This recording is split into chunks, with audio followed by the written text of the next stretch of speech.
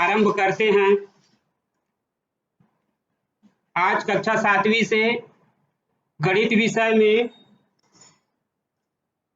चतुर्भुज के बारे में पढ़ेंगे, समझेंगे। सभी बच्चों को नमस्कार एवं जुड़े हुए शिक्षक साथियों को भी नमस्कार। आज हम चतुर्भुज के बारे में पढ़ेंगे। आप सभी पतंग को देखे होंगे, गर्मी के दिनों में उड़ाते हो। पिछले वर्ष ही आप लोग कबड्डी खेलने हरदाडी गए थे तो इस मैदान को भी देखे हैं, चौकोरनुमा होता है। इसी प्रकार फुटबॉल का मैदान होता है, कई लोगों के घर में टाइल्स लगा होता है, वह भी चौकोरनुमा होता है। इस प्रकार हम कई स्थानों पर चौकोरनुमा आकृति देखते हैं। घर में हम खिड़की को भी देखते हैं तो वो भी चौकोरनुमा होती है, दरवाजा भी होता है। तो इस प्रकार हम चौकोरनुमा आकृति क्या करते हैं, दैनिक जीवन में देखते हैं। जिसमें 4 भुजाएं होती है उसे हम क्या कहते हैं, चतुर्भुज कहते हैं।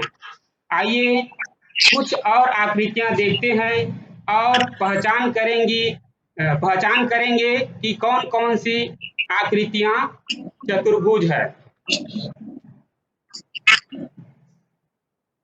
जैसे यहाँ पर मैं कुछ आकृतियां दिखा रहा हूँ, आप लोग ध्यान से देखेंगे और पहचानेंगे कि इसमें से कौन कौन चतुर्भुज है और कौन नहीं है।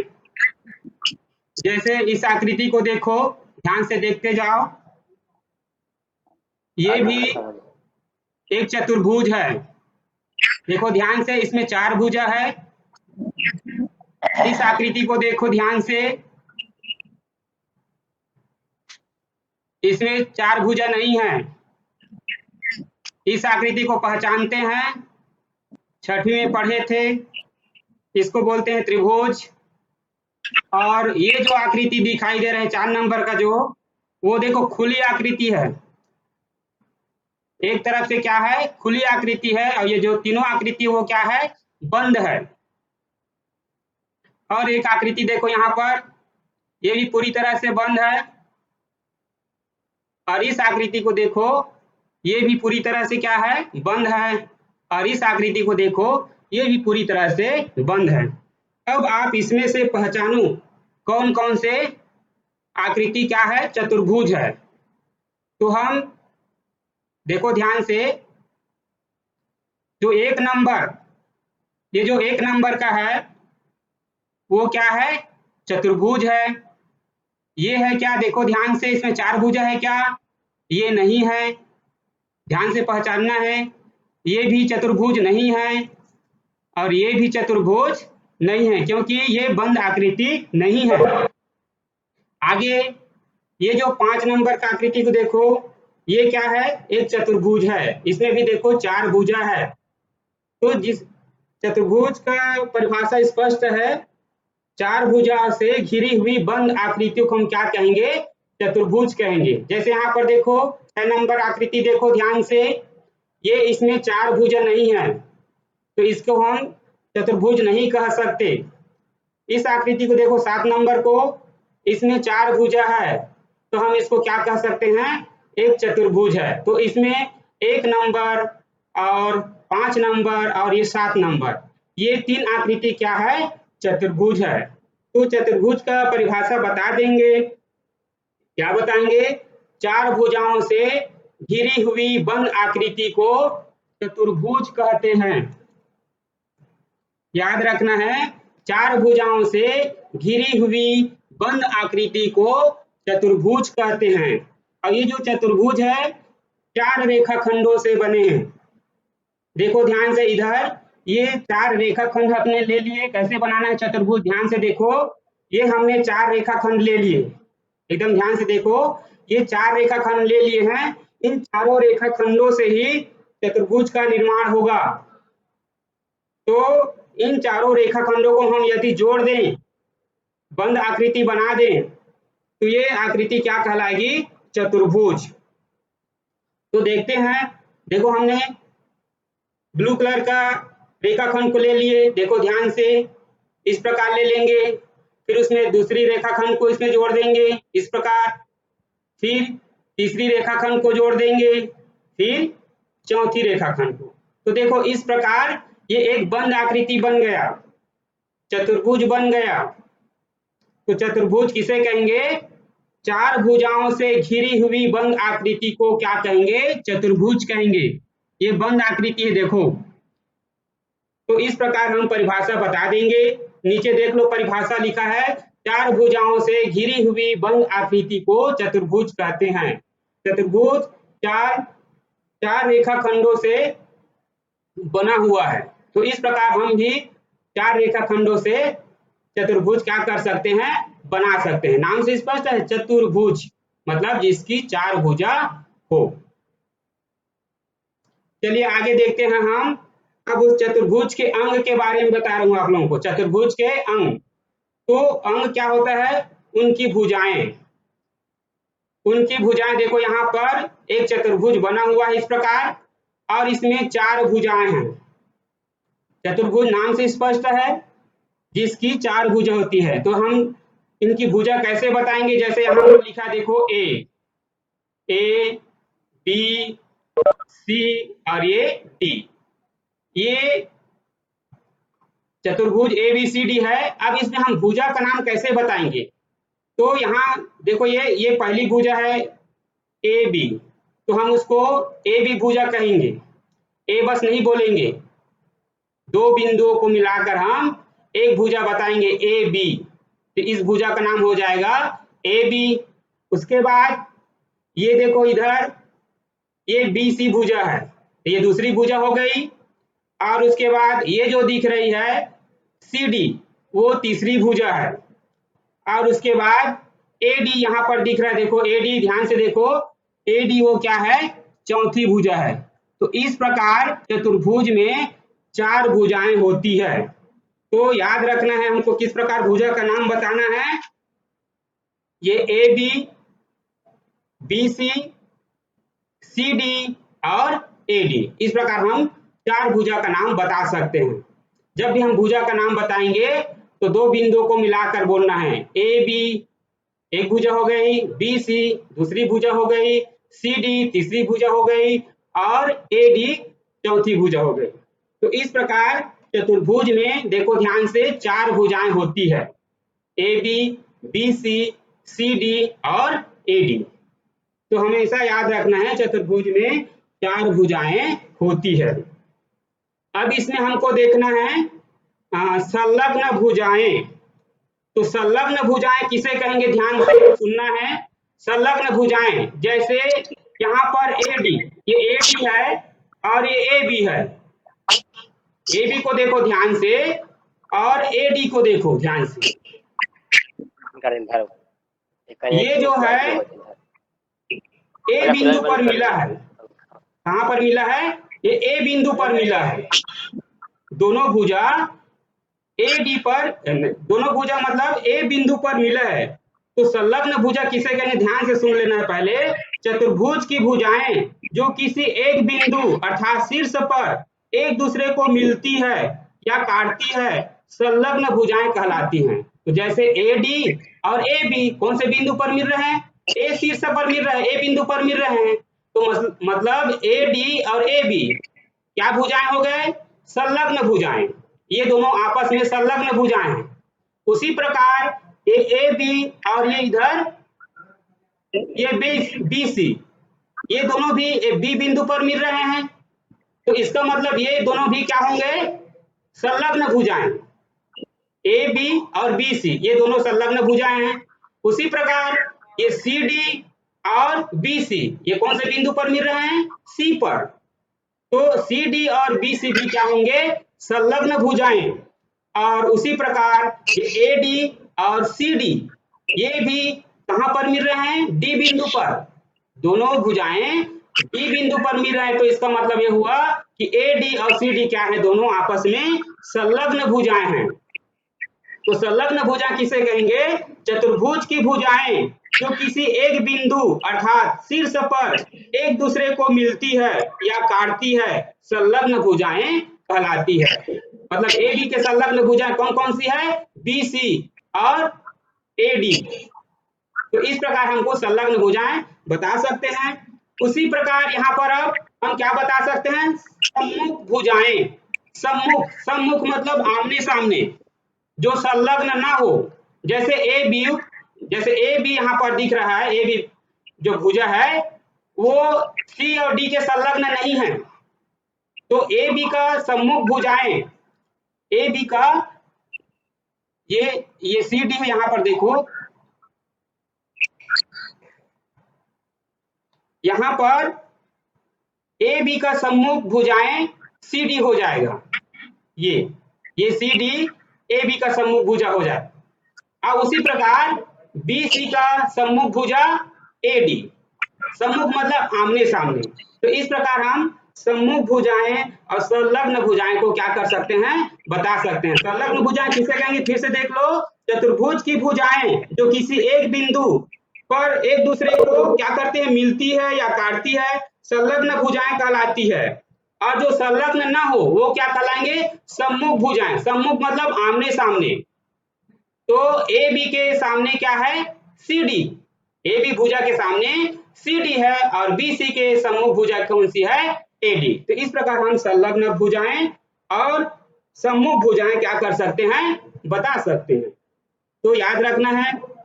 आगे देखिए, शीर्ष को जानते हैं, ये भी चतुर्भुज के अंग है। ये शीर्ष देखो, ये ए बी और ये सी और ये डी। ये ए शीर्ष है, ये बी शीर्ष है और ये सी शीर्ष है और ये डी शीर्ष है। चार शीर्ष होते हैं।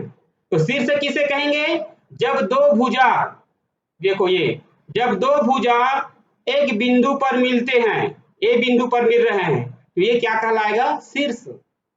उसी प्रकार ए बी भुजा और बी सी भुजा कहां पर मिल रहे हैं? बी पर मिल रहे हैं। तो बी क्या हुआ? शीर्ष हुआ। उसी प्रकार सी डी और बी सी कहां पर मिल रहे हैं? सी पर। तो ये शीर्ष सी हो गया।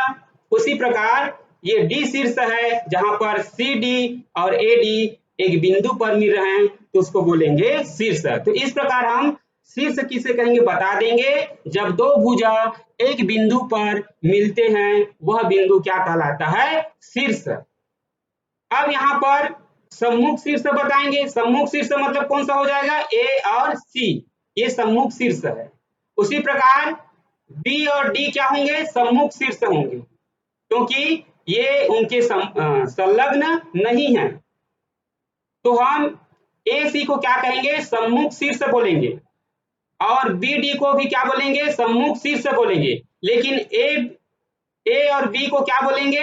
ये संलग्न शीर्ष है, क्योंकि एक ही सरल रेखा में दोनों बिंदु है। तो हम इसको क्या बोलेंगे? संलग्न शीर्ष। तो संलग्न शीर्ष और सम्मुख शीर्ष ये जान गए। अब उसके बाद हम चार शीर्ष होते हैं इस प्रकार, ए बी सी और डी। तो चतुर्भुज में चार भुजाएं, चार शीर्ष होते हैं। अब उसके बाद उसका अगला अंक क्या होता है उसको जानते हैं। चलिए देखो, यहाँ पर चतुर्भुज के कोण, चतुर्भुज में चार कोण होते हैं। चतुर्भुज में चार कोण होते हैं। देखो इसको भी ध्यान से, कहां कहां पर कोण बना है। देखो ये यहाँ पर बना है ए कोण, यहाँ पर देखो ये ए कोण बना है, ये इसको बोलेंगे हम ए कोण। दूसरा होता है बी कोण, तीसरा होता है सी कोण और चौथा होता है डी कोण। तो इस प्रकार चतुर्भुज में चार कोण होते हैं। अब चार कोण होते हैं, अब उसका नाम कैसे बोलेंगे? हम इसको तीन प्रकार से इसका नाम बोल सकते हैं। कैसे?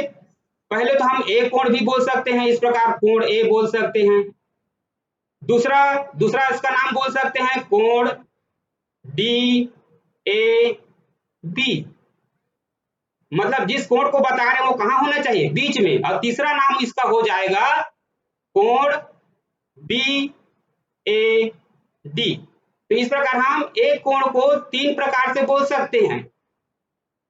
अब उसके बाद देखो कोण बी, तो कोण बी, पहला नाम इसका हो जाएगा कोण बी बोल सकते हैं, या दूसरा नाम क्या बोल सकते हैं, कोण ए बी सी, और तीसरा नाम बोल सकते हैं कोण सी बी ए। तो जिस कोण को हम बता रहे हैं वो कहाँ होना चाहिए जी, बीच में होना चाहिए। जिस कोण को हम बता रहे हैं वो कोण कहाँ पर होना चाहिए, बीच में होना चाहिए, उसका नाम बीच में होना चाहिए। तो इसका मतलब हम जान जाएंगे ये कोण बी को बता रहे हैं। तो इसी प्रकार हम चारों कोण को 3 प्रकार से बोल सकते हैं। उसी प्रकार यहाँ पर देखो कोण सी, तो पहला नाम हम इसको कोण सी बोल सकते हैं, दूसरा नाम बोल सकते हैं कोण डी सी बी, और तीसरा नाम बोल सकते हैं कोण,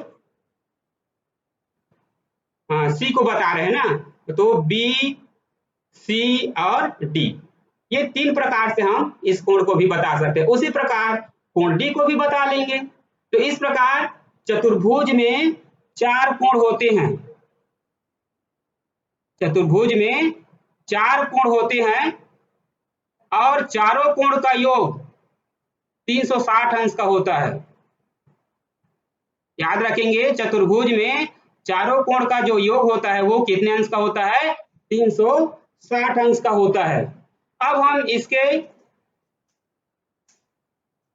सम्मुख कोण को जानेंगे, सम्मुख कोण और संलग्न कोण।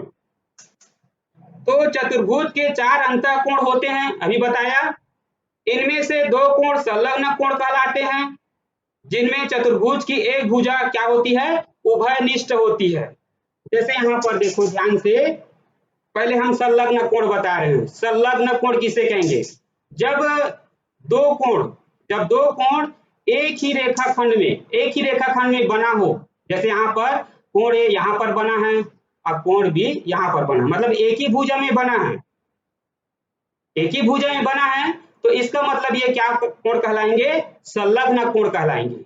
उसी प्रकार यहाँ पर देखो बी और ये सी, ये दोनों कोण एक ही रेखा में बना है बीसी में, तो इसका मतलब कोण सी और कोण बी क्या है, संलग्न कोण है। और उसी प्रकार ये कोण को देखो, कोण डी और ये कोण सी, ये भी एक ही रेखा में बना है, इसका मतलब कोण डी और कोण सी क्या है, संलग्न कोण है। तो संलग्न कोण किसे कहेंगे, जब 2 कोण एक ही रेखा में बना हो, उस कोण को हम क्या कहेंगे, एक दूसरे का क्या बोलेंगे, संलग्न कोण है बोलेंगे। अब इस यहाँ पर संलग्न कोण नहीं है, जैसे यहाँ पर कोण ए, ये कोण ए को देखो, ये डी के संलग्न है और बी के संलग्न है, कोण ए डी के संलग्न है और बी के संलग्न है, लेकिन सी के संलग्न नहीं है। देखो यहाँ पर सी अलग लिखा है, अलग रेखा में बना हुआ है। तो हम ये जो कोण दिख रहा है ए और सी क्या कोण कहलाएंगे, सम्मुख कोण कहलाएंगे, आमने सामने का कोण कहलाएंगे। कोण ए और कोण सी कौन सा कोण कहलाएंगे, सम्मुख कोण। उसी प्रकार बी और डी ये कहलाएंगे सम्मुख कोण। तो 2 सम्मुख कोण के जोड़े होते हैं चतुर्भुज में, तो ए के सम्मुख कोण सी हो जाएगा और बी का सम्मुख कोण क्या हो जाएगा, डी हो जाएगा। तो इस प्रकार हम चतुर्भुज में संलग्न कोण और सम्मुख कोण क्या कर सकते हैं, बता सकते हैं। चतुर्भुज के ऐसे 2 कोण जो संलग्न ना हो, सम्मुख कोण कहलाती है। तो वहां पर ए और सी संलग्न नहीं है, इसलिए इसको क्या बोलेंगे, सम्मुख कोण। बी और डी संलग्न नहीं है, इसलिए इसको क्या बोलेंगे, सम्मुख कोण। लेकिन बाकी जो है ए का संलग्न कोण डी हो जाएगा और डी हो जाएगा, बी का संलग्न कोण ए हो जाएगा और सी हो जाएगा। तो इस प्रकार हम सम्मुख कोण और संलग्न कोण को बता लेंगे। देखो यहाँ पर 4 कोण दिखाई दे रहा है, कोण ए, कोण बी, कोण सी और कोण डी। तो इस प्रकार हम कोण को 3 प्रकार से बताने के लिए बताया हूं। माइक बंद कर लेंगे प्लीज, माइक को बंद कर लेंगे, किसका माइक चालू है।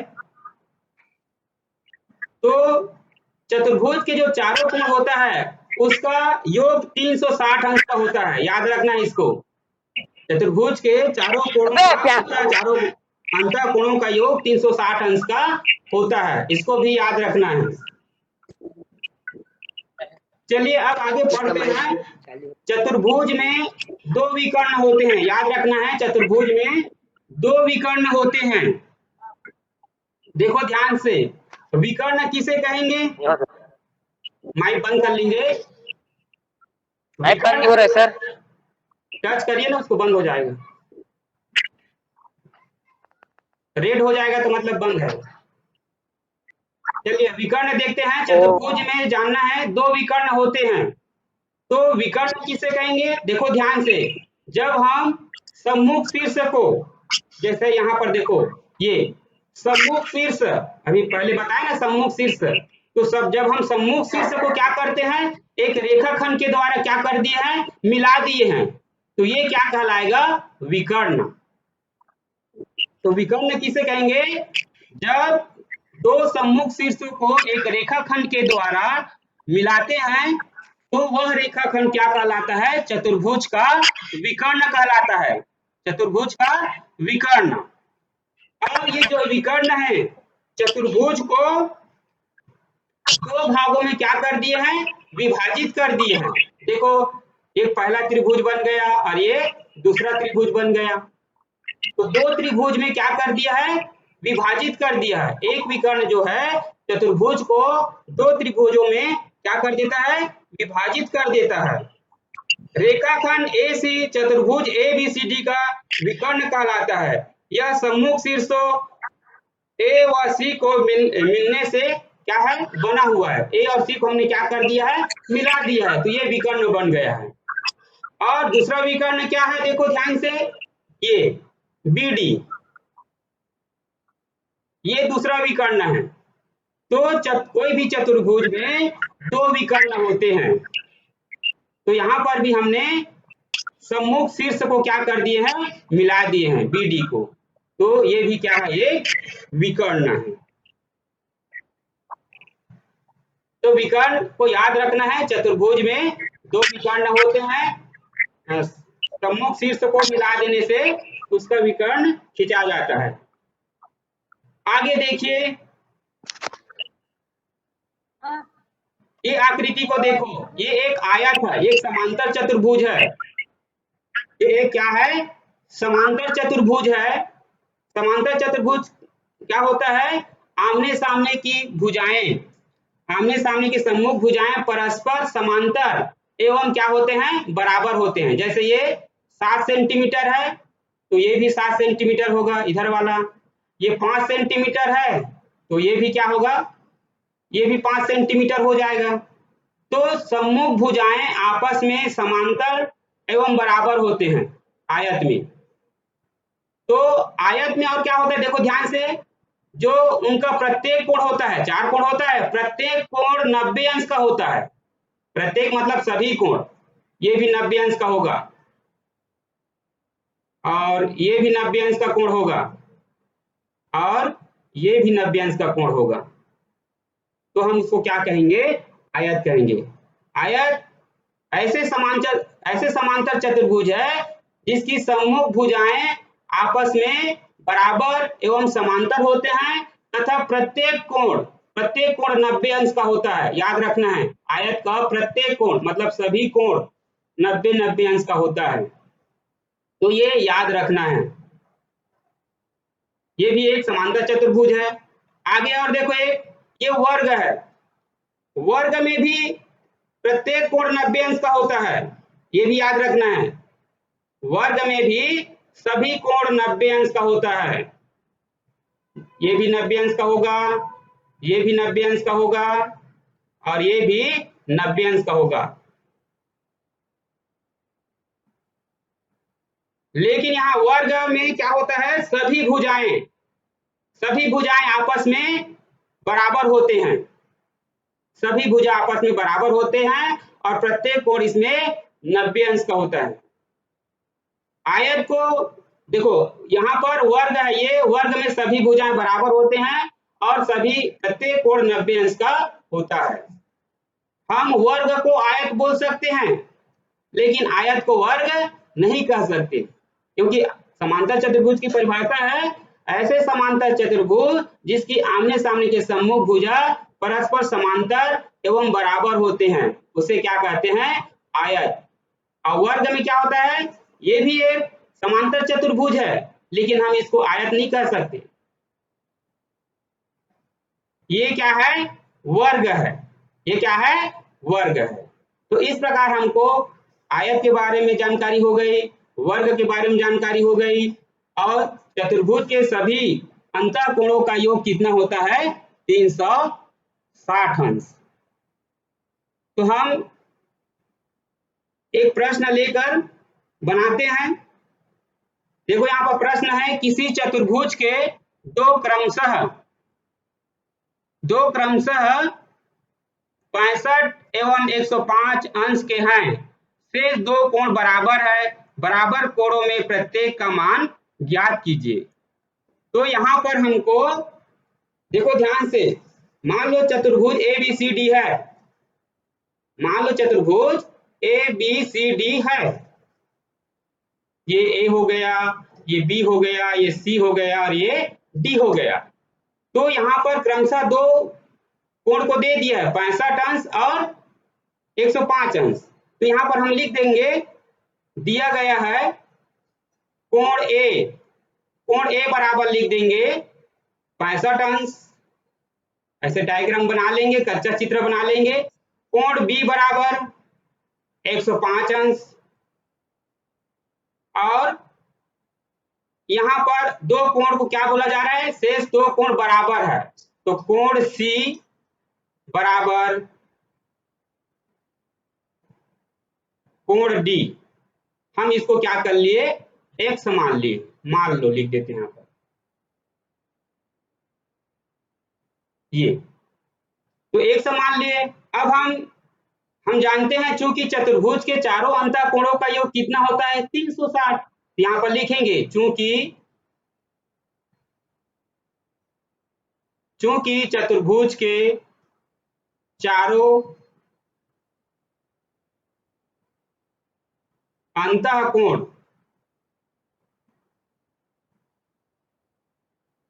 अंतःकोणों का योग बराबर कितना? 360 अंश। तो चारों कोण कौन कौन सा लिख देंगे यहाँ पर? कोण A धन कोण B धन कोण C धन कोण D बराबर कितना? 360 अंश। अब कोण A और B का मान दिया हुआ है तो यहाँ पर लिख देंगे 65 अंश धन 105 अंश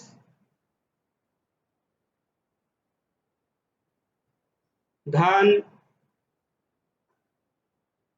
C और D को क्या माने हैं? x, यहाँ पर लिख देंगे x धन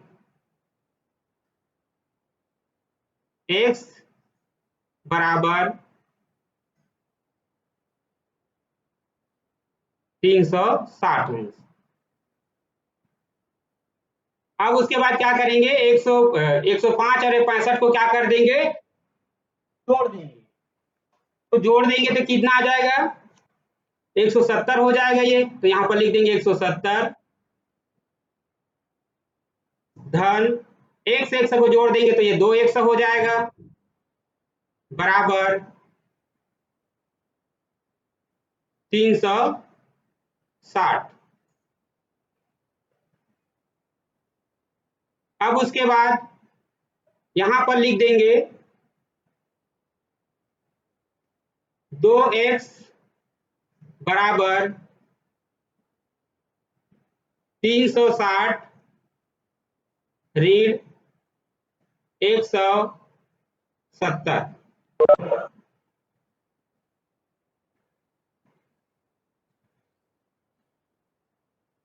इसको घटा देंगे तो यहां पर आ जाएगा 2x बराबर 2x बराबर 360 में 170 को घटा देंगे तो 190 बचेगा। माइक बंद कर लेंगे। उसके बाद x बराबर लिखेंगे 190/2, 190/2 लिखेंगे और उसको कटा देंगे तो कितना आ जाएगा 85। तो इस प्रकार कोण C और कोण D का मान क्या निकल जाएगा 85 अंश निकल जाएगा। तो इस प्रकार हम किसी भी चतुर्भुज का 2 कोण दिया है या 3 कोण दिया है तो हम चौथा कोण को क्या कर सकते हैं निकाल सकते हैं। यदि एक कोण भी दिया है तो हम तीनों कोण को भी क्या कर सकते हैं निकाल सकते हैं। तो इस प्रकार हमको चतुर्भुज के अंतःकोणों को ज्ञात कर सकते हैं। अगला चलो एक प्रश्न और लेता हूं। देखो ध्यान से, किसी चतुर्भुज के सभी कोणों के माप बराबर है तो प्रत्येक कोण का माप ज्ञात कीजिए। तो हम क्या करते हैं, मान लेते हैं प्रत्येक कोण कितना अंश का है। मान लो प्रत्येक कोण कितने अंश का है, 1 अंश मान लेते हैं, सभी बराबर है। मान लो प्रत्येक कोण कितने अंश का है, 1 अंश का है। तो हम कोण ए, कोण बी, कोण सी, कोण डी बराबर क्या मान लिए 1। अब हम चूंकि जानते हैं चतुर्भुज के चारों कोणों का योग कितना होता है 360 अंश, तो हम क्या करेंगे सभी कोण को जोड़ेंगे। क्योंकि करके लिखना है यहाँ पर, चूंकि चतुर्भुज के चारों कोणों का योग बराबर, ध्यान से देखते जाएंगे, 360 अंश। अब कौन सा चारों कोण, ए बी सी डी है ना, तो चारों कोण को हम क्या कर देंगे योग कर देंगे। कोण ए धन कोण बी धन कोण सी धन कोण डी बराबर 360 अंश। अब कोण ए बी सी डी को क्या माने हैं, 1 अंश माने हैं, तो सभी के जगह हम क्या लिख देंगे x लिख देंगे बराबर 360 अंश। अब उसके बाद ये जो चारों x है, क्योंकि धन का चिन्ह लगा है इसलिए हम चारों को क्या कर देंगे जोड़ देंगे, 4x हो गया बराबर 360 अंश। फिर नीचे में लिख देंगे x बराबर 360/4 और 4 से क्या कर देंगे विभाजित कर देंगे, तो ये हो जाएगा 4 निया 36 और 4 शून्य 0। तो x बराबर कितना आ गया 90 अंश। मतलब कोण ए बी सी डी को हम क्या माने x, तो इसलिए सभी कोण ए बी सी डी का मान कितना आ जाएगा 90 अंश, 90 अंश का। तो इस प्रकार हम कोई भी कोण, 2 कोण दिया रहेगा 3 कोण दिया रहेगा तो हम चौथा कोण को क्या कर सकते हैं निकाल सकते हैं। तो इस प्रकार हमको ये चतुर्भुज के चारों अंतःकोणों को योग 360 होता है उसको याद रखना है। तो जहां तक सभी का समझ में आ गया होगा, हमारा टाइम भी अब समाप्त होने वाला है। अगर समझ में नहीं आया होगा तो बता दीजिए, फिर एक बार और मैं रिपीट करूंगा। फिर ये 4 बातें याद रखना है, फिर उसके बाद मैं होमवर्क दूंगा। जैसे 4 भुजाओं से घिरी बंद आकृति जिसके अंदर के भाग में 4 कोण होते हैं चतुर्भुज कहलाते हैं। किसी चतुर्भुज में 4 शीर्ष 4 भुजाएं 4 कोण होते हैं, याद रखना है। चतुर्भुज के सम्मुख शीर्षों को मिलाने वाली रेखाखंड विकर्ण कहलाते हैं। चतुर्भुज में 2 विकर्ण होते हैं। चतुर्भुज की वे 2 भुजाएं जिसमें एक शीर्ष उभयनिष्ठ होता है संगत भुजाएं कहलाती है। चतुर्भुज के अंतःकोणों का योग 360 अंश का होता है। समांतर चतुर्भुज की सम्मुख भुजाएं परस्पर समांतर और बराबर होती है। वह समांतर चतुर्भुज जिसका प्रत्येक कोण 90 अंश का हो आयत कहलाता है, अभी जो बताया हूं। वह समांतर चतुर्भुज जिसकी सभी भुजाएं बराबर हो समचतुर्भुज कहलाता है। वह समांतर चतुर्भुज जिसकी सभी भुजाएं बराबर हो और प्रत्येक कोण 90 अंश का हो वर्ग कहलाता है। तो इस बात को याद रखना है। अब लीजिए होमवर्क को लिख लो, उसके बाद होमवर्क बनाकर ग्रुप में हमको क्या करना है, सेंड करना है। ये खाली स्थान है, एकदम सरल है, खाली स्थान को लिख लो और इस प्रश्न को बनाकर जल्दी से पोस्ट करना है।